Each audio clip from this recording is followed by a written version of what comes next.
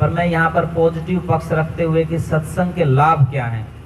हालांकि मजाक में कई बार लोग कहते हैं कि आजकल सत्संग में जाते हैं और सत्संग में बैठ करके चप्पल ऐसी जगह पर निकालते हैं जहाँ से प्रवचन करने वाला भी दिखता रहे और चप्पल भी दिखती रहे।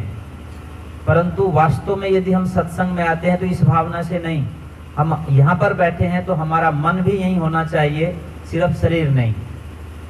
एक तरह से एक बार इसी तरह का सत्संग चल रहा था और पूज्य स्वामी जी की तरह से कोई सन्यासी बोल रहे थे।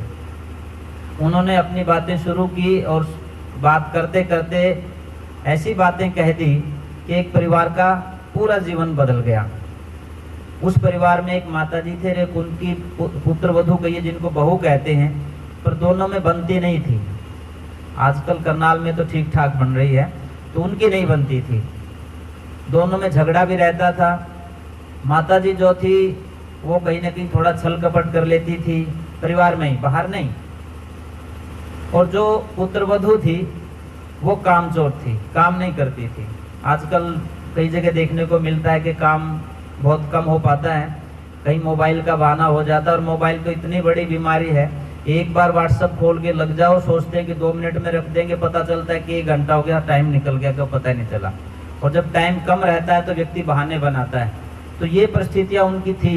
तो स्वामी जी का जब उपदेश हुआ, जो स्वामी जी ने ये संकेत किया कि जो छल कपट करता है वो अगले जन्म में मछली बनता है, क्योंकि वो खाली बैठा रहता, वो चूहा बनता है, सॉरी, जो छल कपट करता है वो चूहा बनता है। और आपने चूहे को देखा होगा, उसकी सबसे बड़ी समस्या ये है, वो सबके सामने नहीं खाता है। वो सामान को आपके सामने से उठा करके भाग जाएगा, चोरी से खाएगा। आपने आवाज कर दी तो वो चुप होकर के बैठ जाता है। और उन्होंने कहा कि जो व्यक्ति काम नहीं करता है वो मछली बनता है, फिर वो पानी के अंदर ही रहता है, उसको कुछ नहीं करना होता, पानी के अंदर रहता है।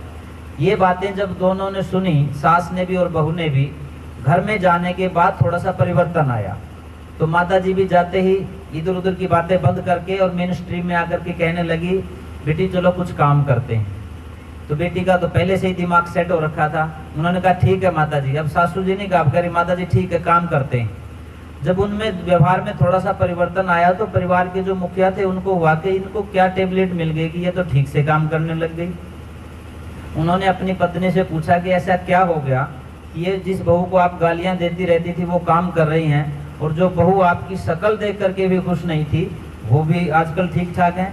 तो उन्होंने कहा कि आर्य समाज के एक सत्संग में एक बुजुर्ग सन्यासी आए थे, सफ़ेद दाढ़ी वाले। उन्होंने ये बातें जब कही तो मुझे लगा कहीं मैं अगले जन्म में चूहा ना बन जाऊं, इसलिए मैं तो अपने काम ठीक करने लग गई। और बहू को शायद ये लगा होगा कि कहीं मैं मछली ना बन जाऊं, इसलिए मैं काम करने शुरू कर देती हूँ। बात तो सामान्य सी थी, बिल्कुल छोटी सी थी, और हो सकता है कि स्वामी जी ने उनको टारगेट करके ना कही हो, लेकिन उससे उस व्यक्ति का जीवन बदल गया। ऐसे बहुत से उदाहरण हमें देखने को मिलते हैं जिसके माध्यम से हमें लगता है कि हमारा जीवन बदलता है।